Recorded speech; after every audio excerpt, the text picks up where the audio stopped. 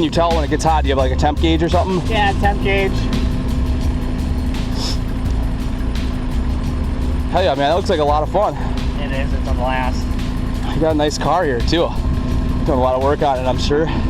Yeah, I just put a different turbo on it, and it still does, the oil seals keep leaking on me. Oh, really? So I gotta figure out that, because you can see a little bit of the smoke. Yep. And it's only when you're under high boost, because right now I'm at about 20 pounds of boost. Yep. And then when it gets up to high RPM, it sucks back to about 15. That's good for it. Yeah, I can see how these things grip pretty good. Oh yeah, these things are great in the snow. It's unreal. Hell yeah, man.